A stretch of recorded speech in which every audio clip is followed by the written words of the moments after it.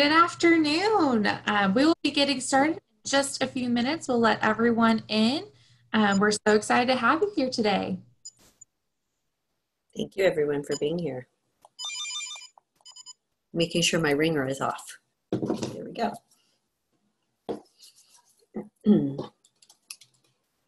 There's too many things to turn off now that we're all working from home. So it's like, okay, to go all over the place, make sure the dog is okay, and see how that goes. I know. I have an iPad, a phone, all the things, so you have to make sure everything's silent. But we're so excited to have everyone. Love seeing all the numbers come in. Thank you for joining us today. We'll get started in just a few minutes.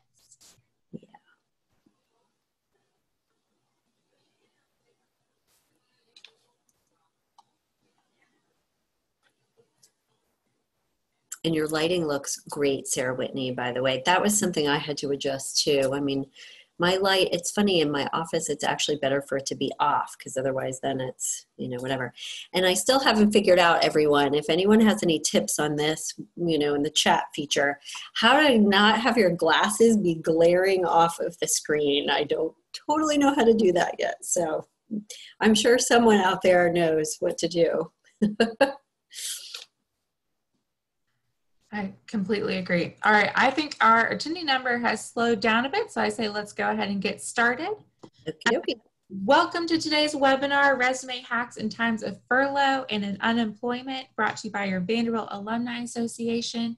I'm Sarah Whitney Anderson, Assistant Director for Student Alumni Engagement. I'm so excited you're here with us from wherever you are today. Today's webinar will last about 45 minutes with time at the end for questions. Please feel free to type those questions in the chat box. Make sure you send them directly to me, and I will make sure that they are answered before our time is up. This webinar is being recorded, and we will also share it on our VU Connect webpage later on, as well as include in our email later this week. Many of you know our presenter today from previous alumni career offerings, and I'm so excited she's here with us to kick off our fall career webinars. Hallie Crawford, an alumna of Vanderbilt, is a certified career coach based in Atlanta, Georgia. Her company, HallieCrawford.com, and team of coaches have helped thousands of people nationwide uncover their dream career and make it a reality. Hallie is regularly featured on a career expert in media, including Forbes.com, The Wall Street Journal, CNN, AJC, and Fox Business News.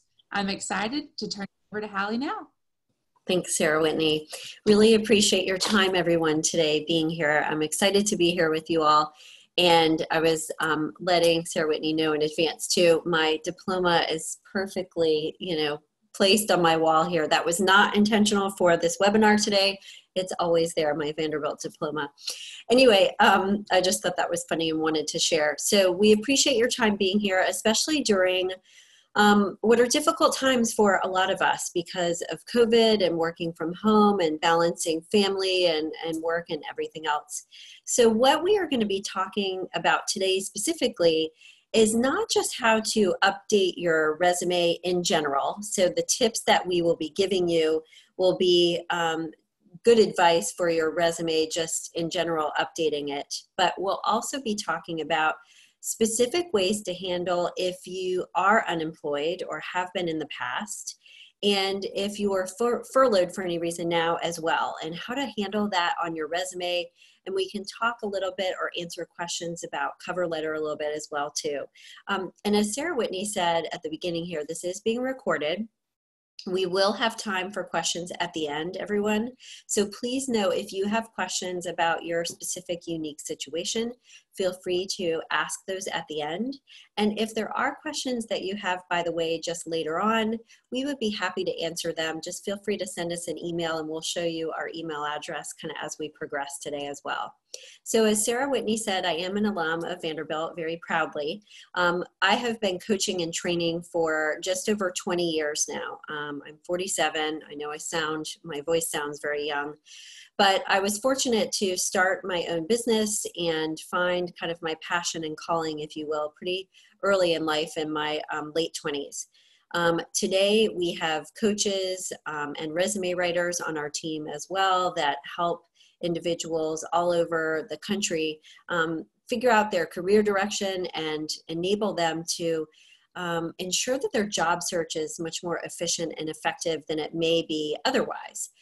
Just wanted to reference or point out to you all that we are trying to provide as much information as possible and pump out a lot more information than we do normally on our career blog here at the top of our website, and also on our LinkedIn page, because we know that we're all going through a lot these days given what's going on with COVID. So please feel free to check out our website and LinkedIn for additional information, because we are trying to help people as much as we can. And also, if any of you would like a copy of the PowerPoint presentation, if you're anything like me, I'm a huge note taker, and sometimes that distracts me from the content. Please feel free to email us at admin@halliecrawford.com. If you would like a copy of the PowerPoint slides, we would be happy to share those with you.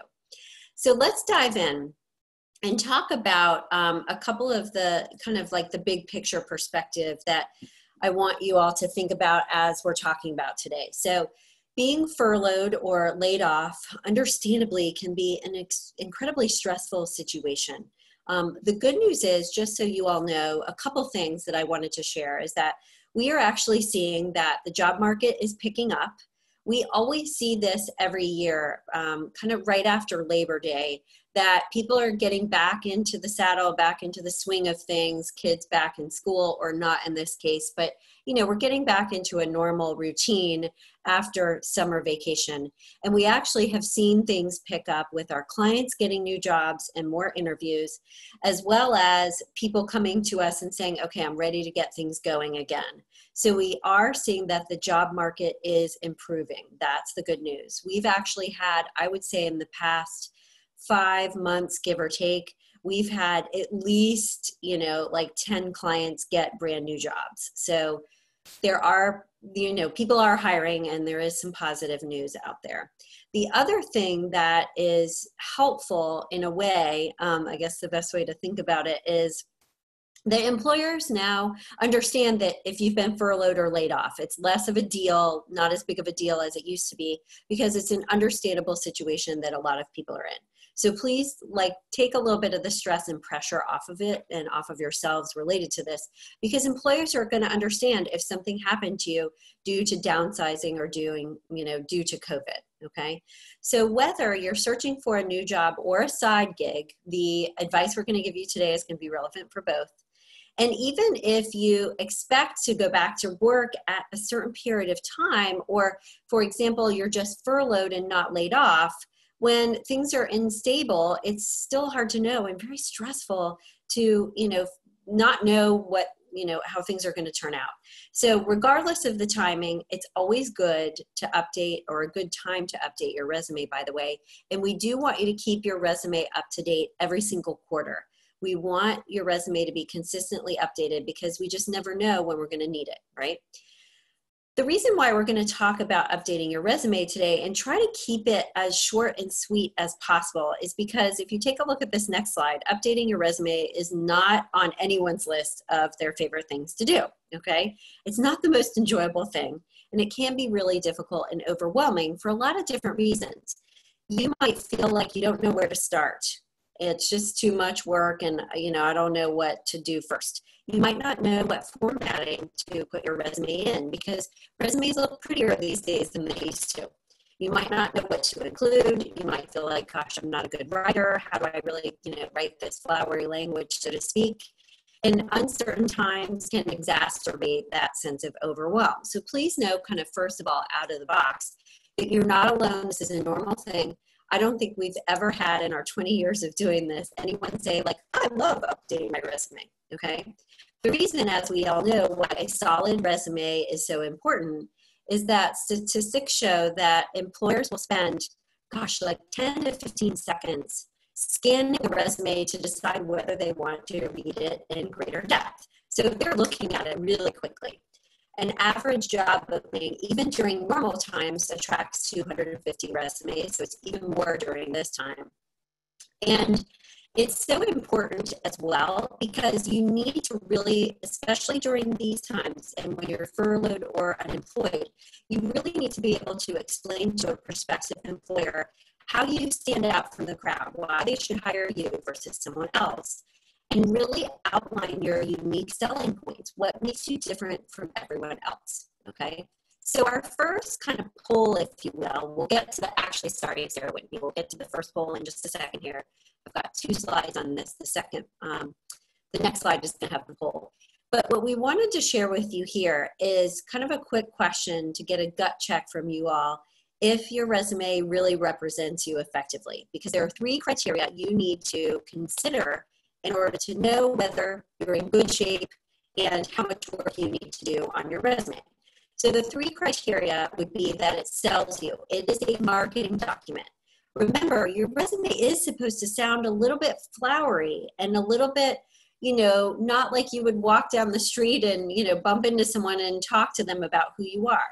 It is supposed to be a marketing document that sells you. So when clients come to us and say, oh gosh, this sounds like, you know, it sounds better than I feel like I am, it's supposed to sound like that. Obviously, you can't be dishonest on your resume, but it is supposed to make you sound really good. So selling you is the first criteria.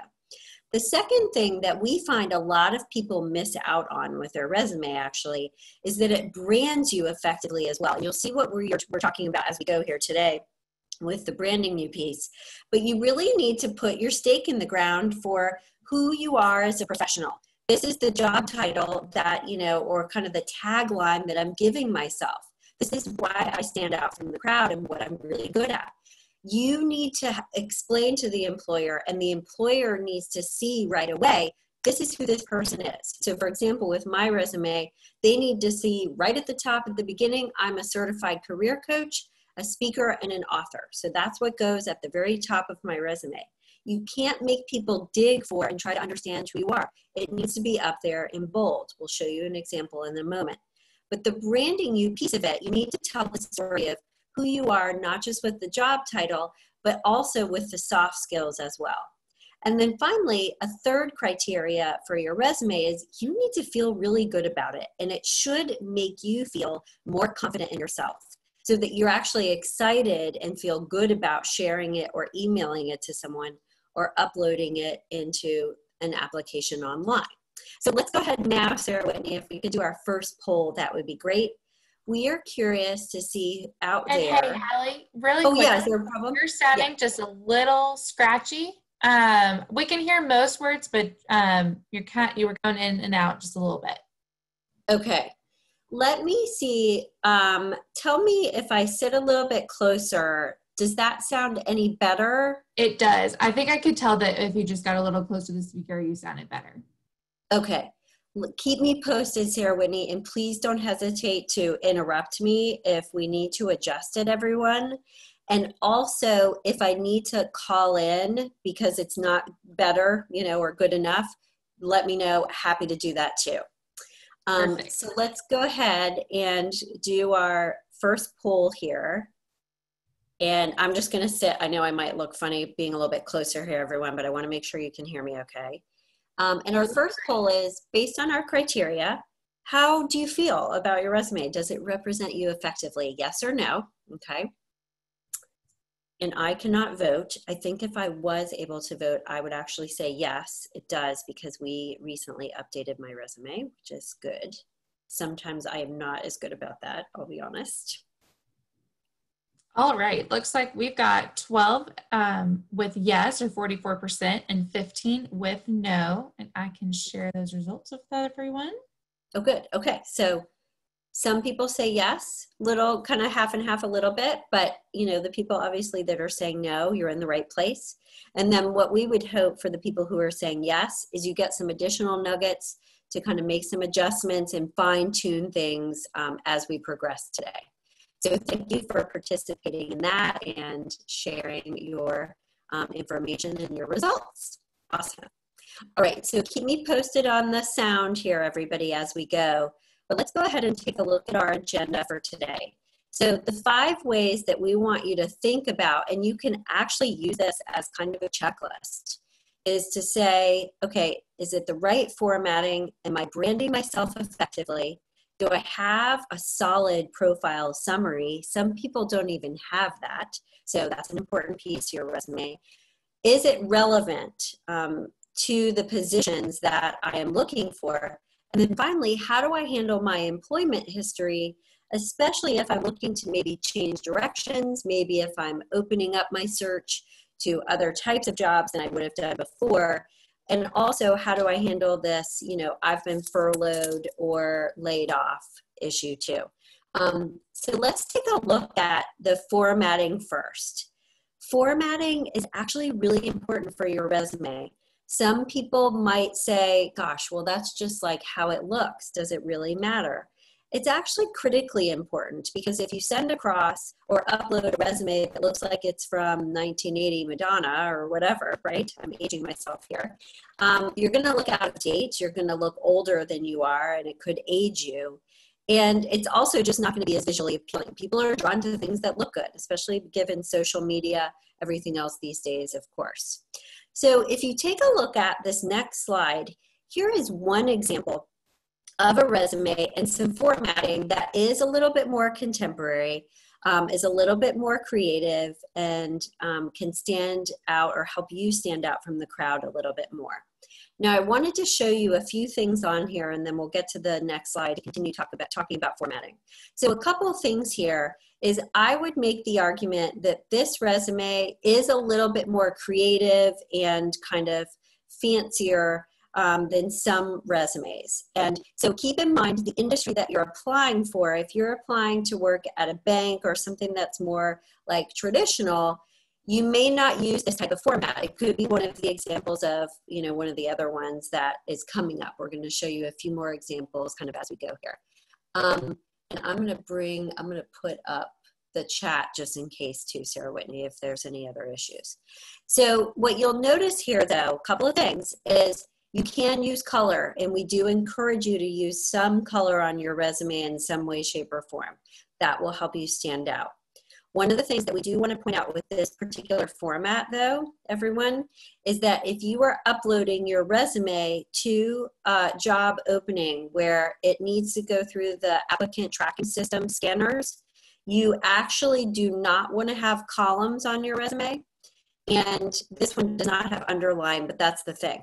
The other thing that we want you to keep in mind. I'll get into this a little bit more in just a second. But what I wanted to point out is this particular resume is a good format if you're emailing it to someone as a PDF for, applying that way via email, if you're using it for networking or for bringing it to an interview.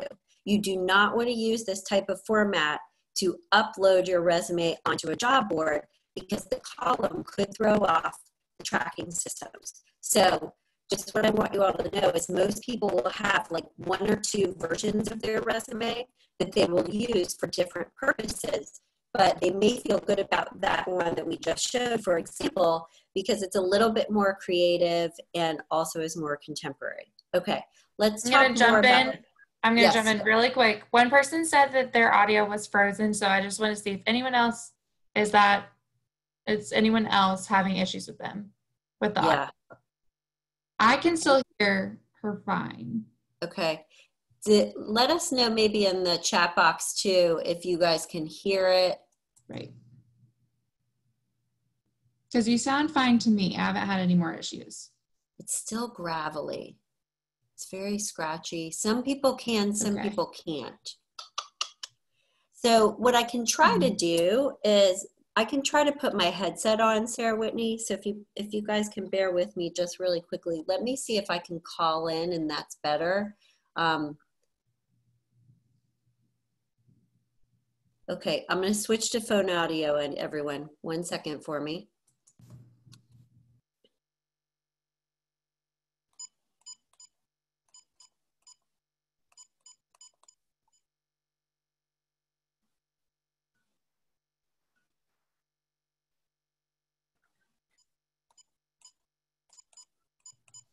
Thank you all for bearing with us, learning this new Zoom process now that we've moved over to Zoom. Thank you, everyone.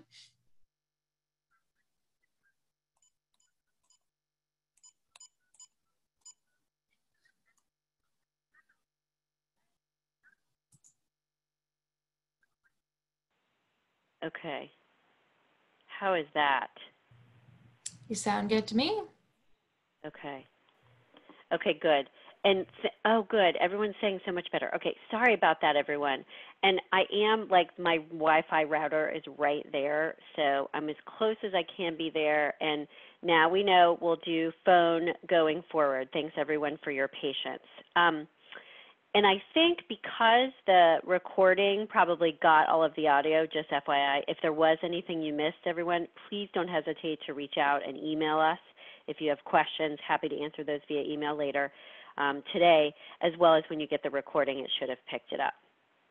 So just as a quick kind of refresh on what we talked about before, the slide beforehand is a really good resume that you want to bring to an interview or email to people, but you want to avoid these things on the slide here, okay, if you're uploading your resume for applicant scan, when it has to go through an applicant scanner, if you're uploading it on a job board. So things to avoid in terms of formatting, everyone, are on this next slide. Too many font styles. You can't have it be like a circus and it's messy all over the place. You also want to avoid inconsistent layout. You want to make sure you have enough white space and the right amount of margins listed here on the slide, but you also want to make sure that your layout is consistent throughout so that you've got the same amount of white space in between each job, etc.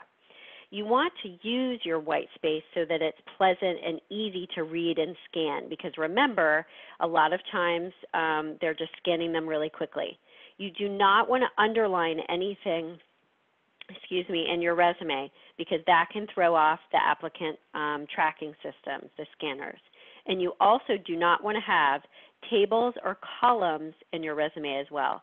The other thing that I've been told to be very careful on this is sometimes, not with every single ATS, applicant tracking system, is you don't want to put live links in your resume. So you do want to be careful about your LinkedIn profile. We do want you to have your LinkedIn profile at the top of your resume for sure, but don't create it or put it as a live link, everyone. Just have it be kind of printed out there, okay? Another thing about formatting, everyone, is that if you are uploading your resume to a website or emailing it to someone else for networking or other purposes, you do want to translate it into a PDF. There are free PDF converters online. You just Google it. You can find them easily. You don't have to pay. But if you send it to someone else in Word and they have a different version of Word, everything's going to get wonky and look really bad, okay? We talked about this just a few minutes ago. It's okay, and we encourage people to have a little bit fancier version for interviews and networking that you would email to people, and a more plain version when you're applying online that won't trip up the applicant tracking system. You do not also want to overuse bolding, italics, or capitalization. One thing that we have found so often with our clients is they capitalize everything, and it starts to look, again, like a circus, and it's overkill. So you want to make sure that you only capitalize things that really should be capitalized, that are, you know, proper nouns, that kind of thing. So be careful about that as well. Another template that we use with our clients too is on this next slide. What you'll notice about this one is it's got the color is a background versus color with the text and content. But in this case, there's a little bit of gray background, et cetera, et cetera. This one is a good template to use for the fancy version, as well as it will get past the applicant tracking systems as well. So this is another kind of example that you can think of, but one of the things we wanted, or that you can leverage, but what we wanted to point out to you is you do want to make sure that your LinkedIn profile is at the top so that they can access it right away, because employers are going to look at your LinkedIn right after they look at your resume. Okay, so let's talk about branding next, and this is our second tip. You can't just say on your resume, I'm good at stuff, okay, hire me, right? So that's our funny image for this one. So in terms of branding, this is what we want you to think about, and we talked about this a little bit at the beginning in terms of branding. Your resume needs to market and sell you, absolutely, but it also needs to kind of position you as a certain type of professional with a unique skill set that you bring to the table. So it's your personal marketing document, like we talked about earlier, but your name is your brand, so to speak, okay? And we're going to do our next poll here in just a moment, Sarah Whitney. I'll bug you when it's time, please. This is an example of a really fancy kind of header at the top where they've really leveraged their name as their brand. Now, you don't have to do something like this. It could be like the example that we gave you earlier. But if you notice on all of the examples that we've given you, the person's name is there. Their contact information is here. By the way, most of the time these days, everyone, people do not put their full mailing address. They'll put their location, state, their city, state, and zip code. And you do need to do that because people aren't always going to know where you are located based on your area code, because people move around and they take their cell phone number with them. The thing that I want to point out here, though, is regardless of whether you use a template like this or a different one, you do want to have like a tagline that sells and brands you, as well as, you know, a few core competencies that you reference up at the top. Okay, and this is regardless of whether you're furloughed or unemployed. This is about branding you effectively as a professional, and you want to target and put keywords here that make sense for the jobs that you're going for. It's not just about what you've done in the past, but it's about, okay, these are the things that would be relevant for the jobs that I'm applying for. So let's go ahead and launch our next poll, Sarah Whitney, if we could.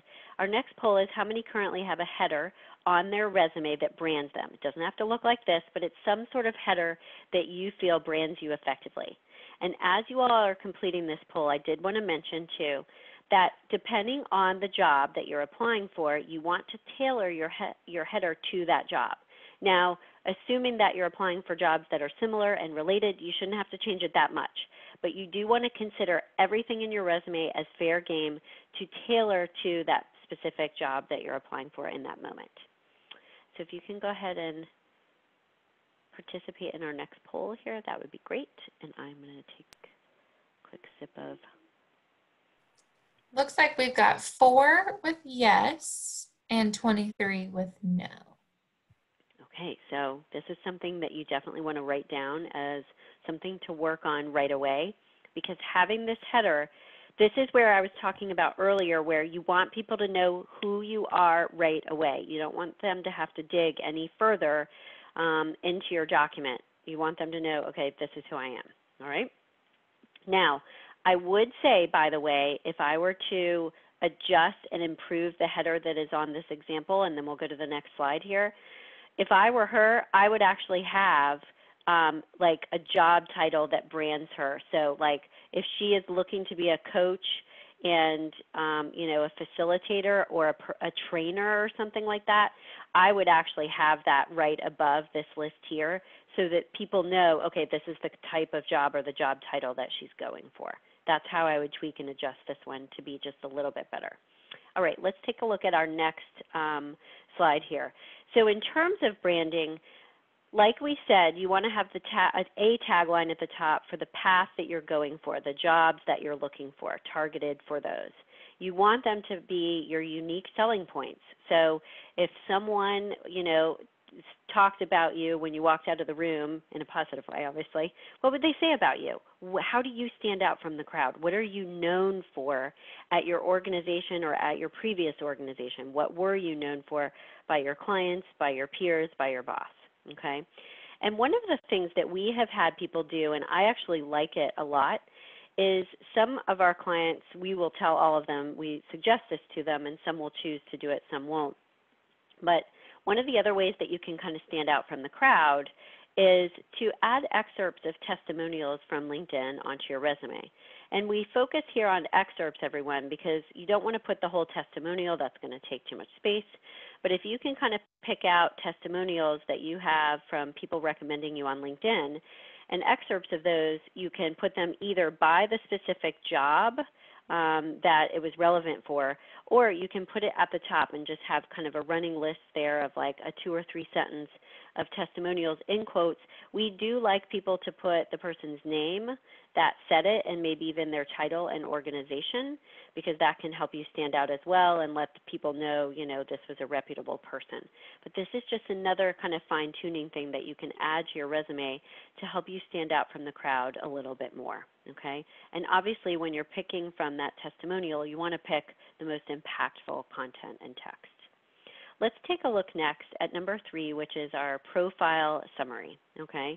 Now, some people that come to us when they're working with us either through career coaching or resume and LinkedIn, some people won't even have a summary still. So this is something that is an absolute must across the board, no question about it. And some people, it's kind of 50-50 we have found with clients or new clients, is that some people will have it, some people won't. So your profile summary, we'll show you an example here in just a moment. It should answer these questions to the prospective employer or recruiter. Why should I bother reading this? What skills does this person bring to the table? Again, why should I bother? And what value does this person have that I can use in this particular position? So you want to talk about strengths and value, okay? And obviously you're selling yourself effectively. As much as you can, absolutely in the summary, because this is the first thing that they're going to look at, we do want you to have numbers, percentages, and results in there. Now, it's not going to have every single accomplishment because it can't be that long, but you want to have the top most relevant, maybe the top 2 or 3 most relevant kind of accomplishments and results that would really stand out to this prospective employer. And then finally, and we'll talk about this just a little bit more, what I wanted to say here at the bottom is if you've been furloughed or if you're unemployed, you may want to consider using what we would call like a hybrid format of your resume. And we'll talk about this a little bit more. So if you look at the next example here for Joe Smith.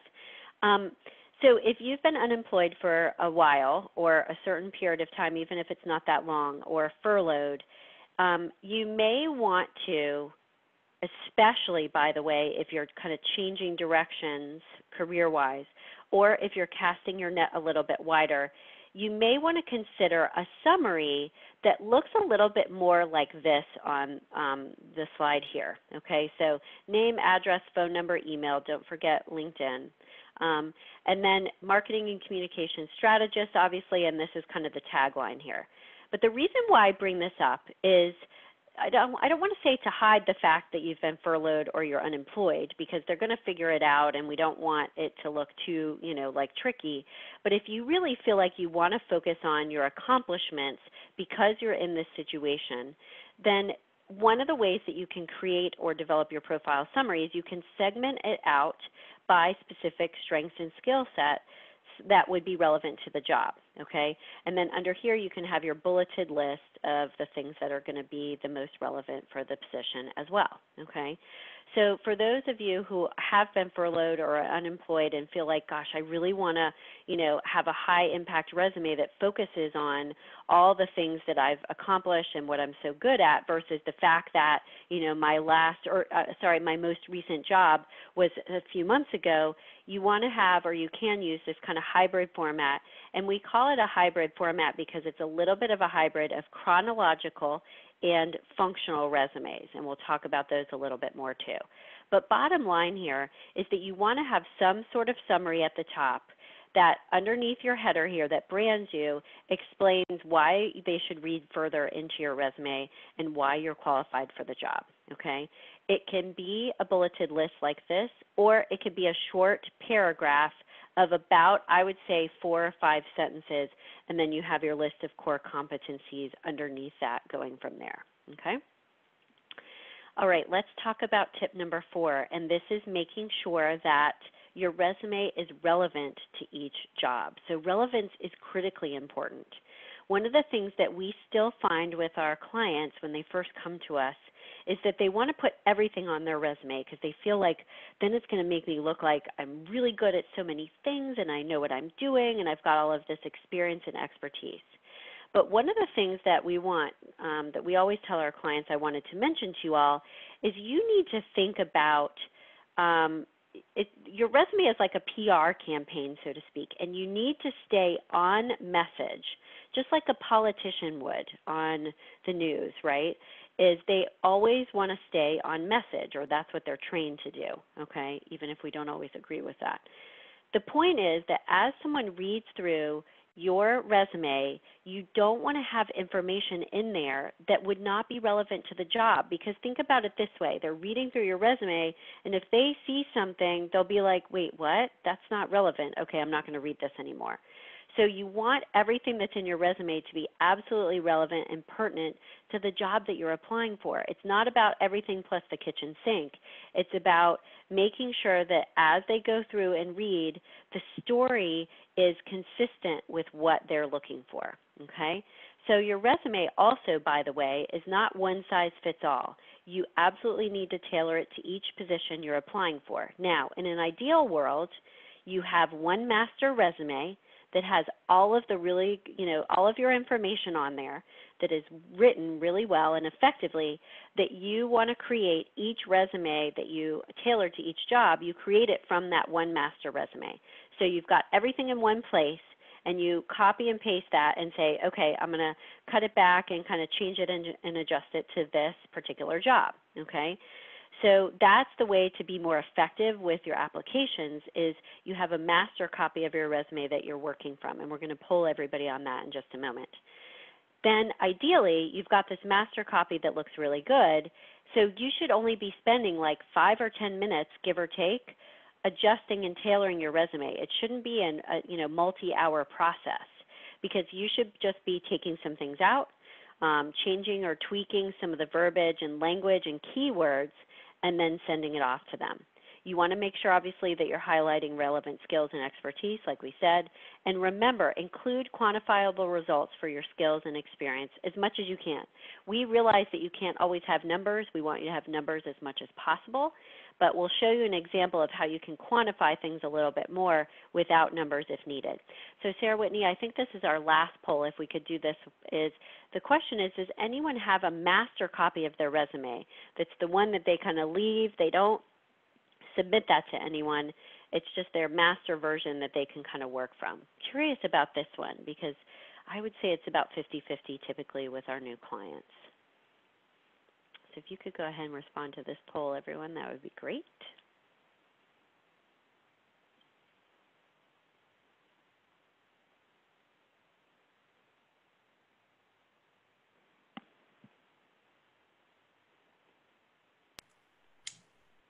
All right, looks like we're at 74% with yes, which is 17, and 26% with no, which is 6. I am thrilled, because you guys are ahead of the game with our clients. So I'm very happy to hear that. That's awesome. Okay, good. So the other thing that we wanted to say, a couple of other advice to give you, and thanks for sharing that, Sarah Whitney, is in terms of, this is kind of relevant to relevance, but I wanted to mention this today, is if because competition is a little bit steeper, given everything going on, one of the things that we want to make sure that you're able to do when you're communicating with people, and it doesn't necessarily need to be within your resume, it may be within your cover letter, but also when you're emailing them, or if you're reaching out to a hiring manager on LinkedIn, and some of the things that you can say to them to kind of be more assertive during your search during these times. One of the things that we have our clients do is create and have kind of on hand a side-by-side list of requirements for a job and their relevant qualifications, so that there's like a comparison. Email those to them, post it to them, or send it to them on LinkedIn. Include those in your cover letter. This is a really good way to kind of stand out, kind of line by line though, really hit them over the head, so to speak, with this is why I'm highly qualified and why you should bring me in for an interview. Again, this is not going to necessarily be inside of your resume, but find another way to get it in front of them. And then number 2 is, we do want you to be able, in your cover letter and in your emails to them, we want you to explain why you're interested in and excited about their job, so that they really understand, like, I've thought this through. I'm not just, like going for whatever job I can because I'm desperate. These are the reasons why I want this position, and be thoughtful and have that response, or have, lay that out in a meaningful, thoughtful way, so that they don't feel like, again, you're just desperate for whatever, is coming along. Let's talk next about tip number 5, and this is how to handle your employment history, okay? So taking a look at this next slide, there are 3 different types of resumes and ways that you can lay out or highlight your history. Chronological, this is the most common one. This is where it's basically in chronological date order with the most recent job at the top, as we've all seen before. this is a good one to use when you've been in the same career path for the most part, there's steady growth, you're looking for the same type of job, okay, and you haven't been unemployed for that long. A functional resume focuses on skills and functions. So a functional resume will be where you've got your summary at the top and you've got, core competencies, but a longer explanation of those. And then underneath that, you'll have quick chronological listing of your jobs, but maybe just a one-line sentence about what those jobs were. And then a hybrid resume is a combination of these two, okay? Use either number 2 or 3 type of resume for longer-term unemployment issues so that you're focusing more on, okay, this is what I bring to the table, okay? In terms of referencing and talking about your employment history, it is okay to reference in your cover letter. You don't mention this in your resume, but it's okay to mention that you were laid off due to COVID if needed in your cover letter, okay? And if it has been a long time, so if it's been, how do I quantify the long time? If it's been more than like 3 or 4 months, let's say that you've been laid off or furloughed or unemployed, it is okay to reference in your resume, because these are kind of really different times, that you were laid off due to COVID in your experience section at the top. You can do it in your cover letter. We already referenced that. But so if it's starting to get, if your employment gap is starting to get longer and longer, go ahead and mention that just with a brief one-liner, furloughed or laid off due to COVID at this period of time. So they know what's been going on, because ideally what you can say there is you might say that, and you might say, ideally, I've been taking these classes, I've gotten this certification, this is what I've been doing in the meantime, okay? The other thing that you want to be really clear about and good about with your employment history is after you reference a marketable result in the position in your employment history, you want to mention like why this was important and a big deal. And this goes back to making everything results and accomplishment oriented, like we said, as quantifiable as possible. So for example, if you provided administrative assistance, you want to say how many people you did that for and how many staff members you work with. Don't just make it generic, put the numbers in there. You want to also explain to them, okay, for example, you served as the face of the company, the first contact. You may say here, for example, this is where you can talk about the COVID situation.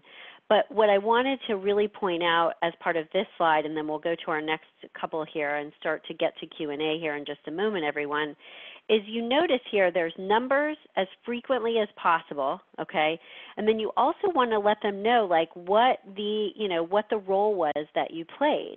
So to make an experience kind of bullet point more results oriented, but if you don't have specific numbers to, add to that or put in there, give you a quick example just kind of verbally. So for example, if you worked for a doctor's office and you helped rearrange the front office so that the check-in was more efficient, and even if you guys didn't track that, you don't know that it was 25% more patients were you were able to be seen or see that number of people, during the course of a day. If you know it was increased, spell that out on your resume and say that.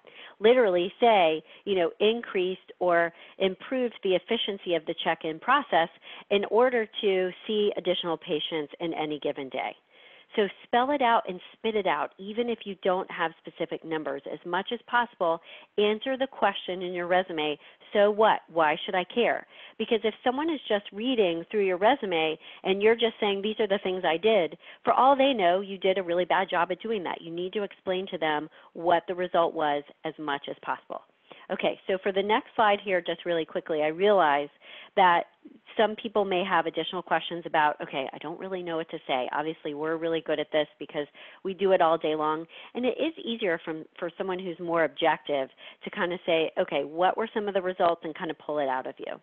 So if anyone feels like for their unique situation, I need to ask a few more questions and also would like to learn a little bit more about our coaching, please feel free to set up a strategy session with us, with one of our coaches. We would be happy to answer additional questions and also talk with you about what other assistance we can help you with. Just FYI, putting that out there, okay?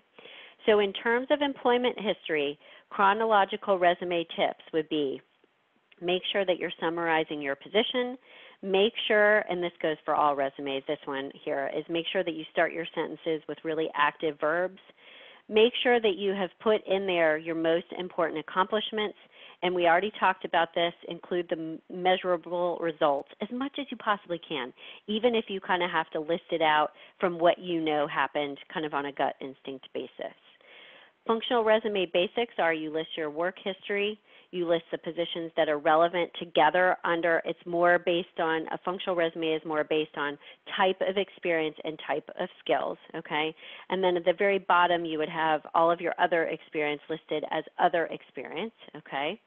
And then finally, we talked about the hybrid resume just a little bit. This is a good format when you're furloughed or if you're looking for a side gig.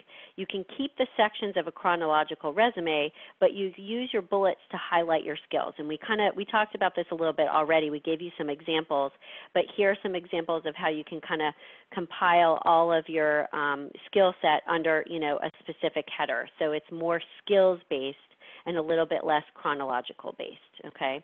Here's an example here of how you can do this, a hybrid resume. Then you can jump to your experience section, and you may have less bullet points under the experience at the bottom, and it's more about like, okay, here's my employment history with dates at the bottom too, okay? Let's take a look at our next slide here. And you also want to think about, especially due to COVID-19, you want to think about your most recent accomplishments, even if they were kind of put on hold, like if you were in the middle of a project and weren't able to complete something, it's okay to spell that out on your resume, and we would encourage you to do that. So then when you talk with them, you can explain to them, for example, or they know on your resume, okay, I don't have a measurable result for this, and here's why.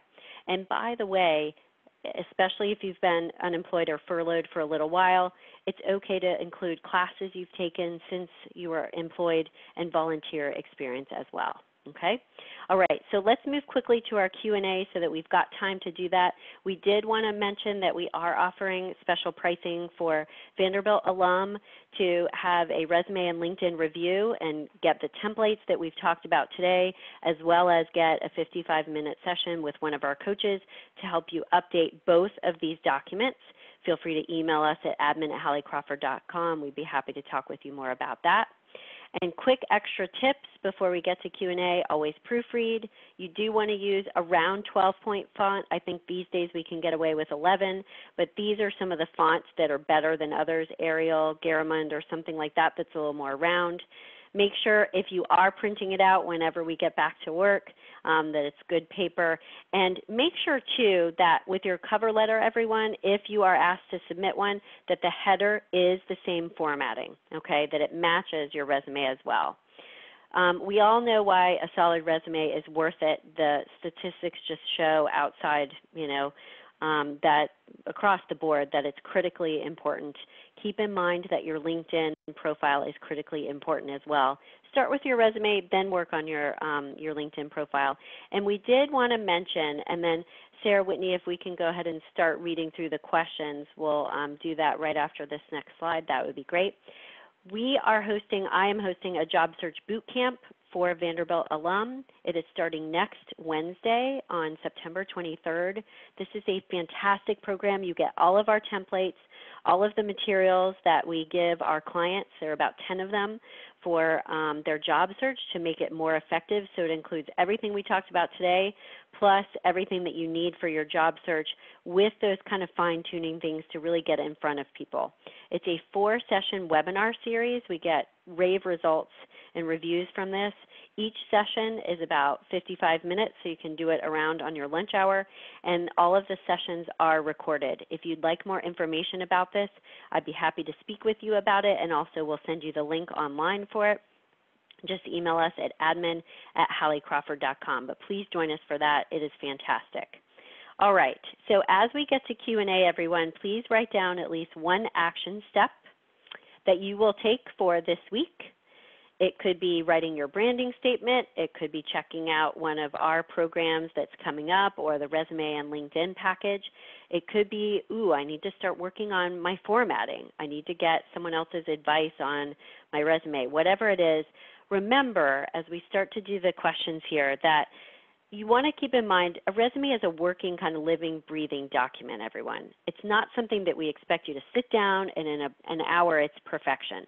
Take it in baby steps. If you're a little bit overwhelmed, it's okay to kind of chunk it down. Okay, so let's do our Q&A. Thanks everyone for participating in the polls and all of that. And Sarah Whitney's got the boot camp registration in the chat box.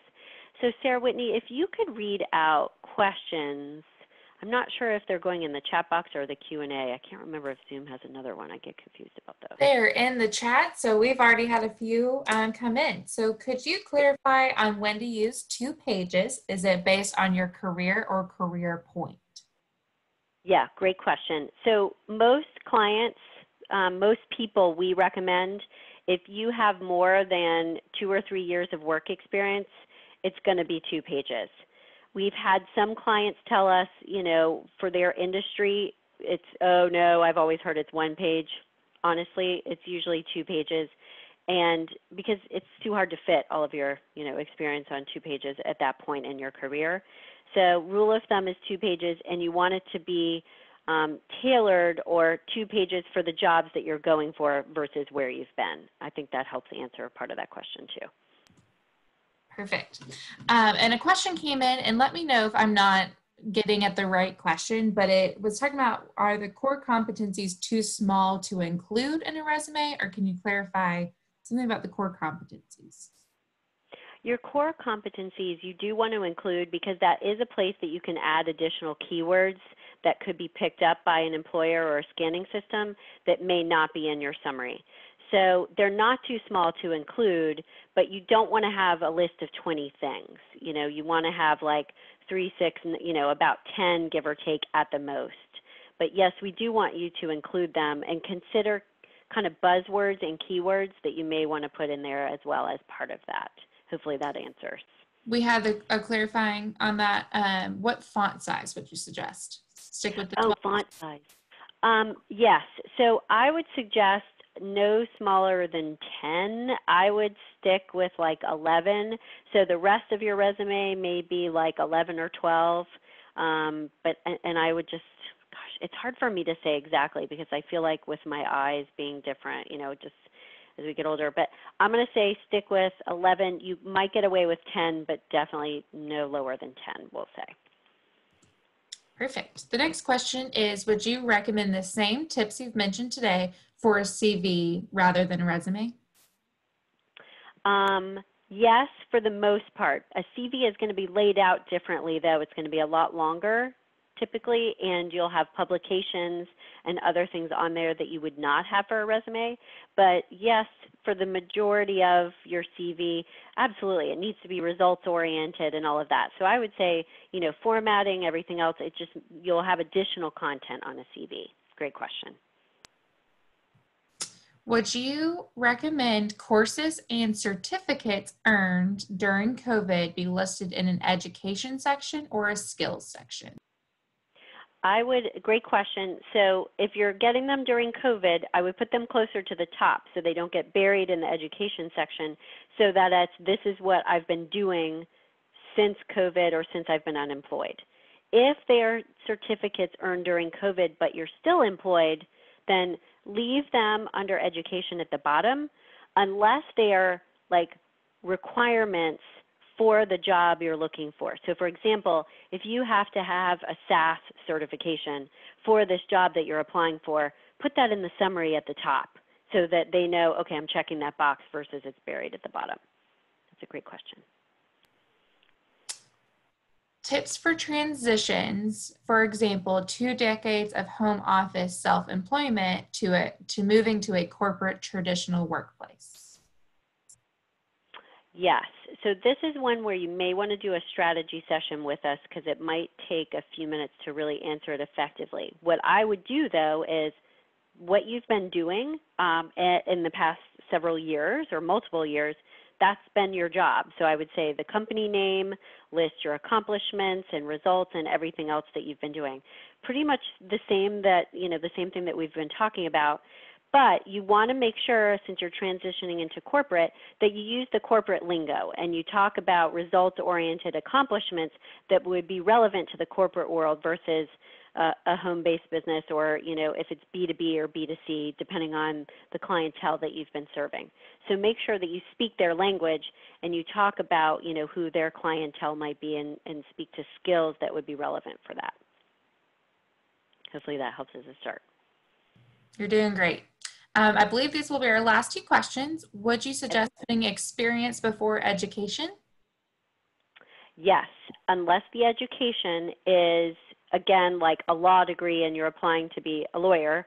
The education normally goes at the bottom of your resume. It's not because it's not important, but they want to see your relevant experience first and then your education at the bottom. Now, if you're applying for a job, let's say, and you know they're a Vanderbilt alum, the hiring manager is, you would put that at the top. That's good. So anything that is like, you really want to stand out, that helps you stand out from the crowd, you can put it into the top. Otherwise, education goes at the bottom. Great question.